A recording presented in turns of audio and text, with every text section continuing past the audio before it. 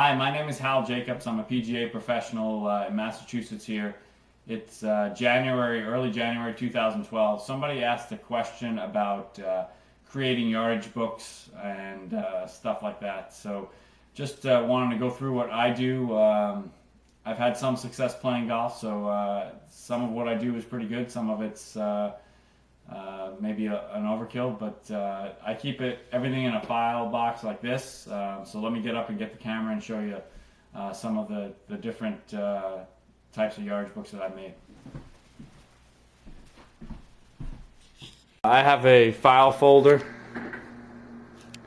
like this. I keep all of my yardage books all alphabetically ordered. When I can't buy one, when there's none at the golf course, I make them. Here's one for the Woodlands Club. This was for the PGA section championship for the New England section. Sometimes I make a full yardage book. This one I'll show you. I just made kind of the layout of the greens.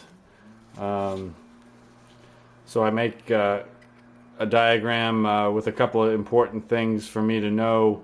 Obviously a hole number. I try and draw as true to the green as I can. A couple of strange points. You know, this green, the front portion kind of flew, the ball rolls off the front pretty quickly, so that way if I had a left hole location, I wanted to be a little bit past it. But that's the kind of things that I do for the greens. Like this one's 14. You can see there was a ridge on the right. I paced off 13 paces to the right side of the ridge, 17 to the left.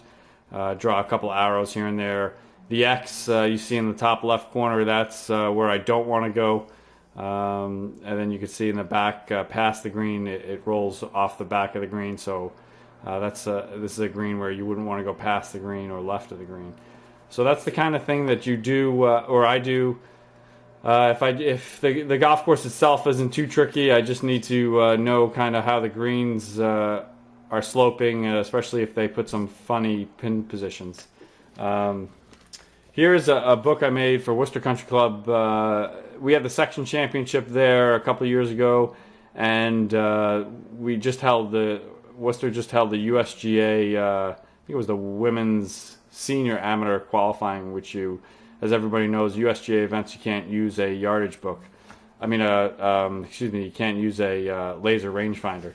So basically, I just took some cardstock, took some graph paper, wrote a couple of notes on how I do things and how the book looks, and I just hand drew the hole. Here's the tee boxes. The arrows are some of the slopes. Then I've got some distances to the edge of the fairway. This number right here is the slope to the green from the 150 marker. So a lot of the new rangefinders have plus or minus yards that you can add. So if it was 150 yards, it'd really be 151. So here's the third hole. From the 150 marker to the green you're going to add 3 yards going uphill. So that's the kind of things I do.